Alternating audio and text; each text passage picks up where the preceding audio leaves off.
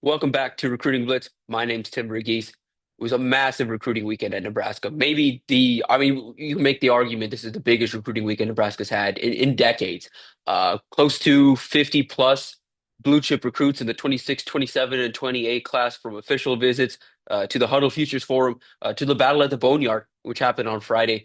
We were there for all of it. We were there all day at the battle at the Boneyard Friday. We pulled up to the Hudl Futures Forum to catch up with the 20 plus recruits that were in attendance there.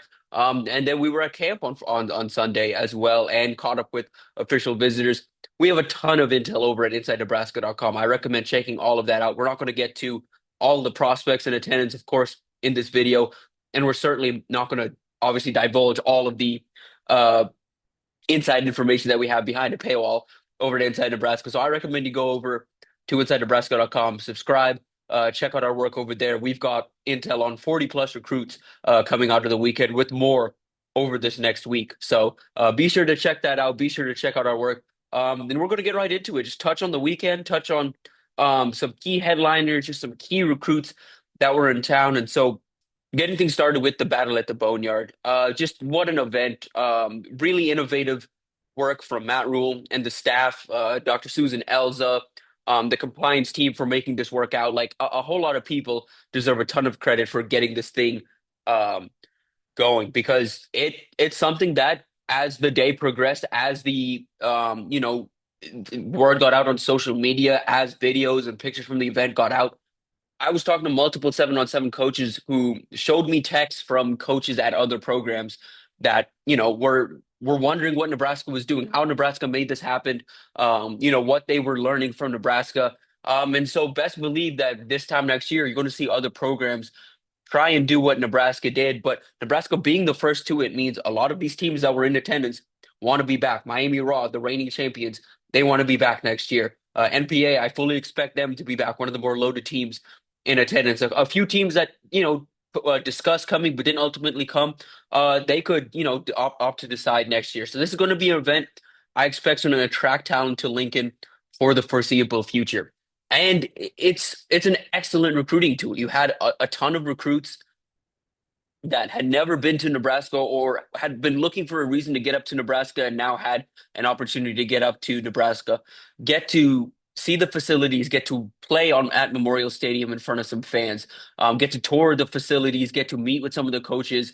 Nebraska made a couple of new offers to specifically some top wide receivers and DBs in attendance. Those guys had the opportunity to not only land that offer and get that offer personally from Dikeel Shorts or Addison Williams or Matt Rule. Dikeel Shorts was working with the receivers throughout the day, giving them some tips on route running, how to further develop um, as prospects, the next steps they have to take before their upcoming sophomore or junior seasons.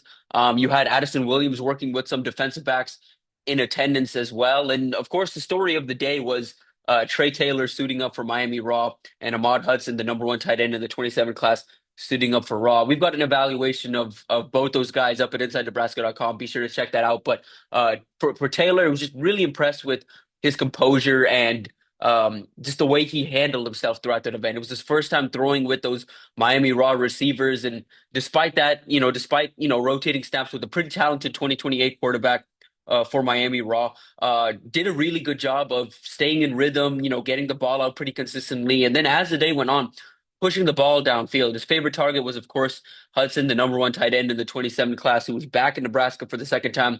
Hudson first visited back in April. We had a story coming out of that visit where, he spoke so highly of the coaching staff and continues to speak very highly after his second visit. He dominated the tournament, and for those that are unaware, Hudson doesn't really play 7-on-7. He plays football in the fall, and then when the offseason hits, he goes and plays basketball with his Ruston team and then plays on the AAU circuit. So 7-on-7 isn't something he's really done. He said he had some anxiety about it, wasn't really sure how he'd play, felt, he wasn't sure if he would just be able to utilize his size and athleticism. But sure enough, he was dominant on the day. It turned into a thing where by the end of the day, um, It was just to throw it up to Ahmad and let him make a play. And so on the recruiting side of things with him, this was such a big weekend for him, getting a full weekend in Lincoln with his mom in town, with his brother in town. He got the basketball offer from Fred Hoiberg. That's a big deal in that recruitment. He wants to play both sports at the next level. Ultimately, he is going to only consider schools that offer him the opportunity to play both. Nebraska has now done that. Nebraska has now made themselves a top contender in this recruitment. Again, it's going to be tough to pull him away from the LSUs and the Texas A&Ms of the world. Ohio State's going to get him on campus later this month. And this is a recruitment that's only going to get bigger and bigger as his recruitment comes into focus. But Nebraska's positioned themselves extremely well early on. I think as long as Trey Taylor's committed to Nebraska, as long as Matt Rule and Marcus Satterfield are here, and listen, I know Marcus Satterfield gets some heat, around this program and understandably so for, his tenure as an offensive coordinator. But as a tight ends coach, he's done a really good job of making these top targets feel at home. We'll get to it later with some of the official visitors, but Hudson loves Marcus Satterfield. Hudson loves Matt Rule. He loves the staff, loves the developmental opportunities at Nebraska. Connected with Dylan Raiola this weekend, connected with Trey Taylor. And him and Trey have a relationship dating back to camping together at LSU around this time last year. And so those guys want to play together at the next level. Those guys would love the opportunity to suit up together, build some chemistry over the weekend, playing together for Miami Raw. And if Nebraska can get this done, it's because Trey's in the class, because Nebraska is going to keep the momentum on him. Nebraska is going to be all in on Hudson moving forward, and I fully expect him to be one of the top contenders in this recruitment until the very end. Another top target that was in town, not necessarily competing in the battle at the Boneyard, but he was there all day, hanging with Trey, hanging with Ahmad. Was in town for the Hudl Futures Forum. Was Mark Matthews, the number three offensive tackle for us per Rivals in the 2027 class out of St. Thomas Aquinas, a powerhouse program down there in South Florida, a program that's produced some like legit NFL talent. The Bosa brothers are from St. Thomas Aquinas. Pat Surtain Jr. is from St. Thomas Aquinas. It's just year over year, they always have talent. Matthews is the next one up. He and I had been talking all spring, kind of he's been one that's been interested in Nebraska, has developed that relationship with Donovan Raiola and a few of the South Florida natives on the staff over the last few months, and finally getting on campus, getting to connect with Matt Rule, getting to connect with Donovan Raiola. It all made a big impression on him. I fully expect Nebraska to be a contender here. He mentioned Nebraska is the top school to him right now. Schools close to home like Miami, Florida, Florida State obviously standing out. And then Tennessee's kind of the early leader, in my opinion, right now. But Nebraska made a very strong case for him, and he's planning to return for a game, also wants to return for a spring practice next spring to see Donovan Raiola coach, on the field, get an idea of what it's like when Raiola is coaching. So fully expect Nebraska to be a top contender there moving forward. And then wrapping up just the top guys that were in attendance from both the Boneyard and the Futures Forum. Aaron Washington. We have him as one of the top corners in the country in the 27 class out of Mater Day. He was in town with a couple LA area corners that were in town for this Hudl Futures Forum. A few of them ended up competing in the battle at the Boneyard. Washington was not one of them, but you had St. John Bosco four-star cornerback Jalen Hill in town. You had the number three player in the country, Duvet Williams, in town. You also had Juju Johnson, four-star athlete out of Long Beach Poly in town. That group of guys, they've all grown up together in LA, played football together, now managing and working through this recruiting process together. And all of those guys, it's going to be tough for anyone to pull those guys out of LA with USC and UCLA trending for those guys. Duvet Williams, for example, I think that's USC all the way. It's going to be hard, I think, for anybody to beat out the Trojans in that recruitment. Juju Johnson is from Long Beach Poly, a program that, has long produced guys that go on to play at UCLA. His former teammates, Nico Ayama Lieva and Madden, his little brother, both play at UCLA now. I think UCLA is the school to beat for Juju. But talking about Washington, he's a guy that's a little more open to some national competition, a little more open to national schools. He told us he wants coaches that are honest with him, are real with him, and Addison Williams has been that. In the months leading up to this visit, he's been in touch and developed that relationship with Williams, getting on campus, seeing the facilities for himself, meeting with Williams in person, meeting with Matt Rule in person. Nebraska really made a strong impression. I think he's a guy that Nebraska is trending up with, has an opportunity to get him back on campus for a game this fall. He's even working to get back even sooner if he can, potentially for a camp either later this month or if he can fit it in at some point this summer, try and visit just to get a better feel for the program and get some more time with the coaching staff. And that's just the headliners. Those are just, three guys I want to talk about, from this weekend. We've got a ton more over at InsideNebraska.com. Like I said, be sure to check that out. Nebraska made a big impression on a lot of the guys that were in town.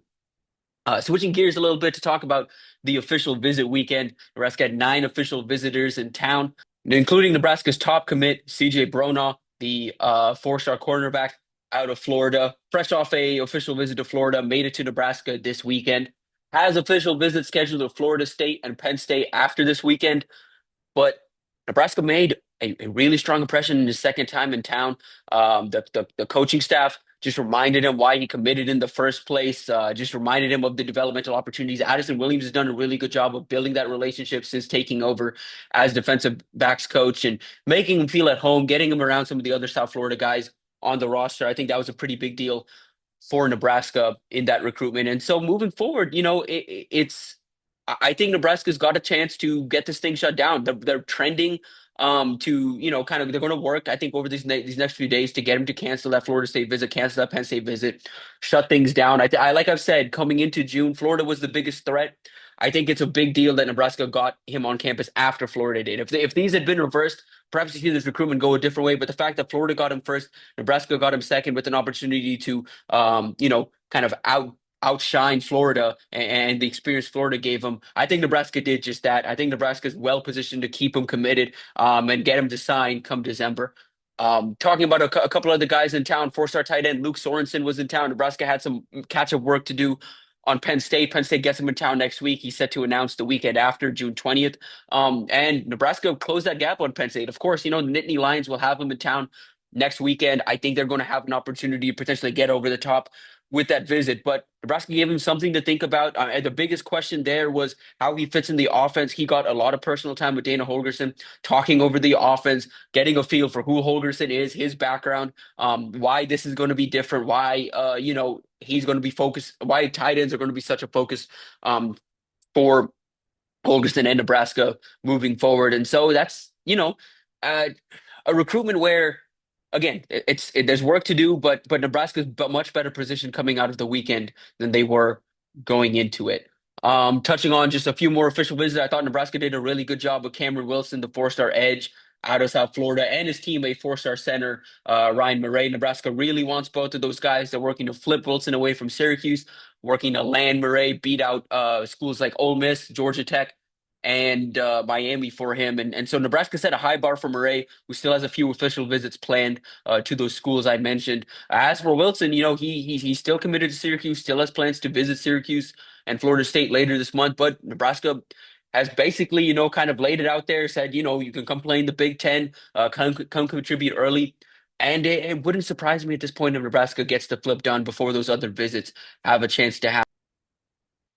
So I like where Nebraska stands with those two. We'll see what happens as June progresses, but I'm much more confident in Nebraska's position with those two guys coming out of the weekend than I was going into it. Two others on the offensive line. Nebraska had in town 4-star offensive lineman Hayden Ainsworth out of Biloxi, Mississippi. Nebraska made a strong impression. It was their first time having him in town.